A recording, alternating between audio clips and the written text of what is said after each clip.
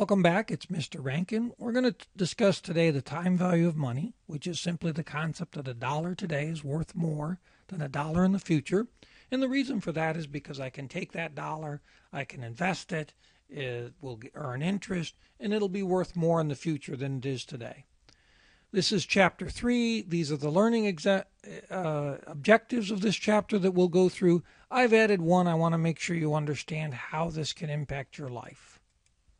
So let's understand what the time value of money is.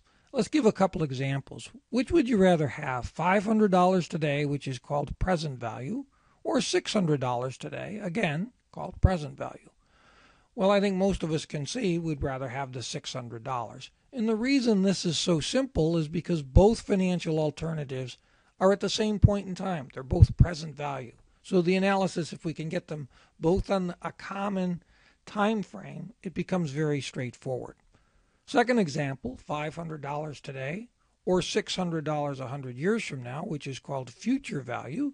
I think most of us intuitively would understand, well, $500 at even a very low interest rate over 100 years is going to turn into far more than $600. And because of that, most of us would choose the alternative to have the $500 today. Now, the third example, $500 today, present value, or $600 3 years from now, future value, becomes a little trickier. So we need to use some tools. Well, let's think about what will influence that future value. First of all, the amount of time will influence it. If I have an investment for 10 years, it's going to be worth more than only 1 or 2 years. The higher the interest rate, the more the future value is going to be. Obviously, if I earn 10% interest versus 3% interest, I'm going to have more money. And the third thing is, how frequently is it compounded? Is it compounded every month, every quarter, or is it only compounded once a year? So let's look at an investment. In this one, to keep it simple, I've assumed the compounding is annually because that's what the back of the book tables assume. If we took our $500 today, present value, assumed a 5% interest rate for 3 years, one way to calculate it is we could go to the back of the book, Appendix A, page 579, look up the factor. We would see that that $500 in 3 years would turn into $579.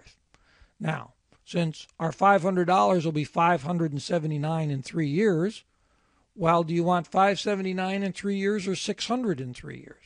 Again, now the analysis becomes very easy because it's at the same time frame. If we look at the same scenario, only assume 8% rather than 5%, again, look up the proper factor, we'll see it turns into $630.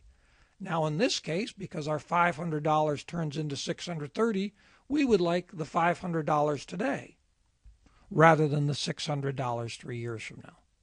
So once you understand there's lots of options for doing the math, you can use a calculator, you can use Excel, you can use the tables in the back of the book. I like to use some of the internet calculators like bankrate.com, but you've got lots of choices and lots of alternatives, and if you need help, let me know. The key concept, though, that you need to understand is you always try to put your different financial alternatives at a same point in time. Either pull them all back to the present value or put them all on an alternative at some future point. Just a quick review of the terms so that you know how to use these tables. Present value is the value of money of today. Future is the value at some future point in time. The interest rate is the rate of earnings. Compounding is the interest on interest. Frequency of compounding is how often they compound it. An annuity is just a special case where it's a series of equal dollar payments rather than a one-time payment.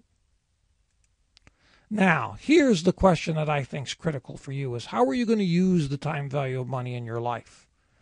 Time value of money can work for you, i.e. if you save $30, $40 a month at the age of 20, you become a millionaire by the time you're 67. That's having it work for you. Or it can work against you by being in debt. We talked about if you pay the minimum on a $8,000 credit card, it takes 25 years to pay it off. That, to me, is the most critical question for your personal financial planning. Again, it's Mr. Rankin. There's my email address. Any questions? Have a great week. Thank you.